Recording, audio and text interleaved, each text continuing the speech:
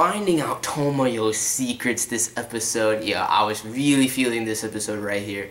And Inou-Battle just really hit its stride across the board. Coming from episode 1 where I wasn't really feeling it till now. You know, even though it has its cliche aspects, it still goes in, and now the story is really developing. We got some great story development, character development. Trigger's really hit its stride with the animation and shit. It looks really beautiful right now. And the comedy that I've come to expect from episodes 2 and 4 is just consistent right now. So I'm actually mad hyped on Inou-Battle. I'm glad I stuck with it from episode 1, from when I wasn't really feeling it till now, because as you get, you know, more accustomed to these characters, as they deepen for you and you bond with them and, you know, you get into it, it's really starting to get going. And objectively, Trigger is doing better and better with each episode, honestly, from my opinion. They're making things across the board better. The animation was not this good in episode 1. It was pretty, I mean, it's not like a big difference, but it's much better in my opinion. I like it much more. Finding out Tomoyo's secrets, man, I was just dying laughing. But I mean, I was already dying laughing at the beginning of the episode with the whole Infinity Maria guitar shit. I was just like, here we go, another one of these Chudy exploits, right?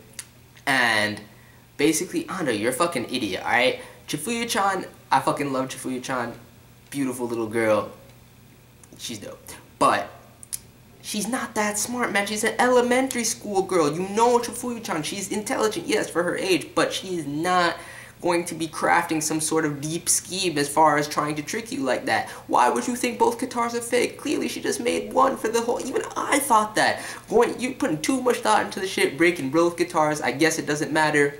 Cause, you know, it can be fixed up right quick and whatnot, but I just found that scene hilarious. The whole Infinity Maria thing, when he was weeping over it and shit, I was like, oh my god, here you go.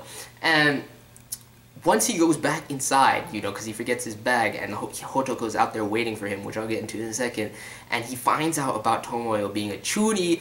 Once I saw her in there, like, speaking to herself in the mirror, like, going on her closed clock rant, similar to how Ando does his, about the dark and dark, I was just like, I knew something like this was coming. I wasn't really suspecting it, like, to be like this deep, but after meeting her brother Lucifer, whatever his name is, I always forget his name. I can only just remember his Chuny name, Hellkaiser Lucifer's. But after meeting him, and I hope we get to see him soon, I knew there might be an inkling of her being like that in the family, and she's a hardcore Chuny, and you see that she's trying to hide herself. She's embarrassed about that, and the whole light novel author thing, which was really dope to me as well. And that was fucking, I was dying laughing how once Ando started rattling off what he saw on the computer screen after just a second, like that, just the entire reciting her words to her and whatnot, I was like, yo, this is hilarious right now. And you see the serious dynamic of the series as well, and the more lovcom romance dynamic, you know, pushing to the forefront, detracting from the normal harem aspect we've been getting with all these girls surrounding him,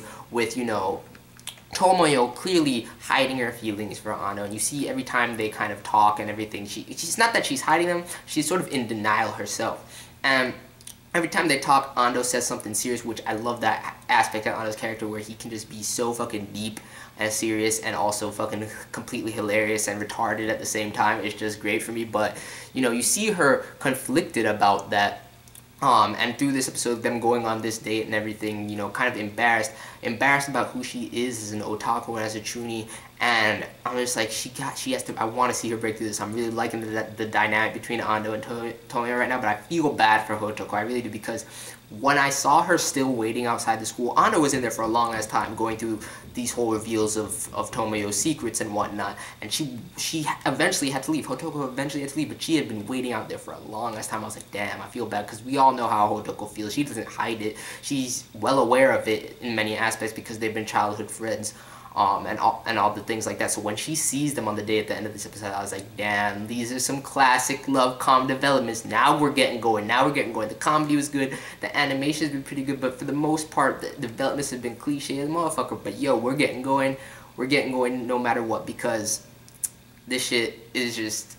it's captivating me right now. I'm not trying to overhype it in any way. It still has flaws. It's still really cliche in various aspects. But overall, it's starting to hit its stride, and I'm enjoying watching this series right now. So let me know your thoughts on what's going to go down in terms of development with Ando, Tomoyo, Hotoko, the rest of, you know, the harem. We can't discount anybody right now, because not everybody has gotten major development. This was just Tomoyo's episode to finally get some development, but we still have more development to go amongst the girls in the harem. And, you know, with Ando being a lolicon knight and everything, Chifuyu is still like the highest one up on the list right now. But Tomoyo's looking good right now. I fucking love her character. I like the various reveals we got about her. Just makes her so much more endearing to me. That tsundere aspect that she has going on is dope. It's really dope. So let me know your thoughts. This is a pretty good episode of Inou-Battle. Probably one of my favorites so far. I'm gonna give it 8, 9 out of 10. So let me know your thoughts. Peace.